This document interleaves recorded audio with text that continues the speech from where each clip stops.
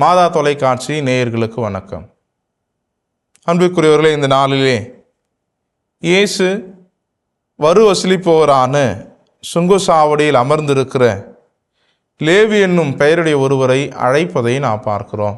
ஆக எல்லோருக்குமே வித்தியாசமான ஒரு நோக்கத்தில் இந்த லேவியை வரி வசூலிப்பவர்களை பார்ப்பதை நாம் பழைய ஏற்பாடுகளிலே பார்க்கிறோம். மக்களை அதிகமாக மிரட்டி வரி வசூலித்ததினாலும் வரி வசூலிக்க வேண்டிய தொகைக்கு இன்னும் அதிகமாக இவர்கள் தொகையை வசூலித்ததினாலும் மக்கள் இவர்கள் மீது அதிகமான கோபம் கொண்டு வெறுத்த ஒரு இனத்தவராகவே இவர்கள் வாழ்ந்திருந்ததை நாம் பார்க்கிறோம். ஆனால் இயேசு வேறொரு விதத்திலே இங்கே சிந்திப்பதை நாம் பார்க்கிறோம். இந்த மத்தேயுக்குள் அல்லது இந்த லேவி என அழைக்கப்படுகிற இந்த மனிதருக்குள் உள்ளாக இருக்கிற திறனை பார்க்கிறார்.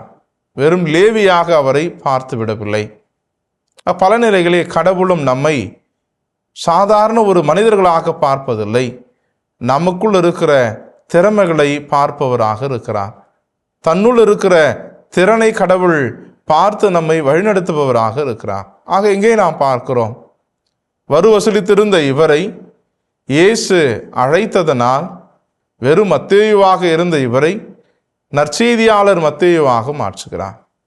பல நிலைகளில் கடவுளும் நம்மை வெறுமனே பார்த்து விடாமல் நமக்குள் இருக்கிற திறனை அதிகமாக பார்ப்பவராக இருக்கிறார்.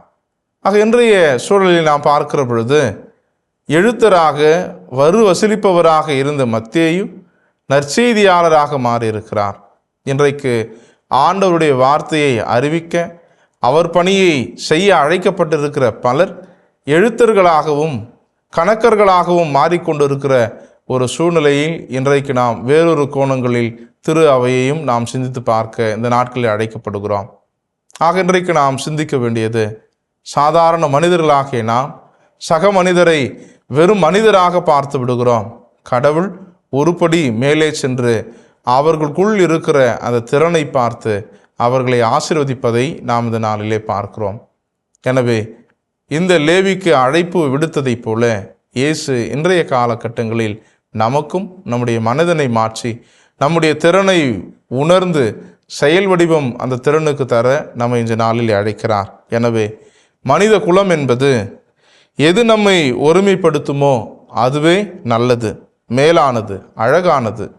எது நம்மை சிதைக்கிறதோ அது கேடானது, தவறானது, இழிவானது என்பதை நாம் உணர்ந்து நம்முள் இருக்கிற திறன் கடவுளுடைய சாயலாகவும் இருக்கிறது. என நம்முள் இருக்கிற திறன் எல்லோரையும் இணைப்பதாக, எல்லோருக்குள்ளும் இருக்கிற அந்த திறனை கண்டறிந்து நாம் ஒன்றுபட்ட சமூகமாக மாறுகிற அந்த மனநிலையை நாம் இந்த நாளிலே பெற அருள் வேண்டுவோம். இயேசுவுக்கே புகழ், இயேசுவுக்கே நன்றி.